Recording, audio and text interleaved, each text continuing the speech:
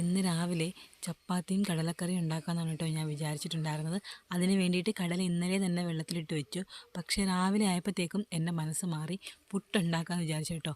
വെറും പുട്ടല്ല, അമൃതം പൊടി വെച്ചിട്ടാണ് ഈ പുട്ടുണ്ടാക്കുന്നത്.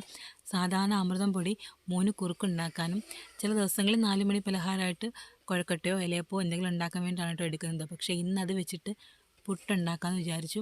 നമ്മുടെ ഗോതമ്പ് പുട്ടിൻ്റെ കൂട്ടിരിക്കുകയാണെങ്കിൽ ടേസ്റ്റിൽ വ്യത്യാസമുണ്ട്. കുറേ അധികം പൊടികളൊക്കെ ചേർന്നാണല്ലോ ഈ അമൃതം പൊടി വരുന്നത്. ഇവിടെ അമൃതം പൊടി ആർക്കും അത്ര ഇഷ്ടമല്ലെങ്കിലും ഞാൻ ഉണ്ടാക്കുന്നത് കൊണ്ട് എല്ലാവരും കഴിക്കുമേ. പിന്നെ ഞാൻ ഈ വീഡിയോയിൽ ആദ്യം പുട്ടുണ്ടാക്കുന്നത് കാണിച്ചിട്ട് പിന്നെ കറി റെഡിയാക്കുന്നതാണ്. പക്ഷേ അങ്ങനെയല്ല കേട്ടോ, ആദ്യം കറി ഉണ്ടാക്കി വെച്ചിട്ടാണ് ഞാൻ പുട്ടുണ്ടാക്കാനായിട്ടിരുന്നത്. പിന്നെ കറിയുടെ കാര്യം പറയണ്ടല്ലോ, എന്നത്തെയും പോലെ തന്നെ കടലക്കറിക്ക് കുറച്ച് വെള്ളം കൂടി പോയിട്ടുണ്ട്. ഞാനാണെങ്കിൽ കുറുക്കി ഉണ്ടാക്കണം എന്നൊക്കെ വിചാരിച്ചതാണ്, പക്ഷേ ഉണ്ടാക്കി വരുമ്പോഴത്തേക്കും ഇങ്ങനെയായി പോകുന്നുണ്ട്.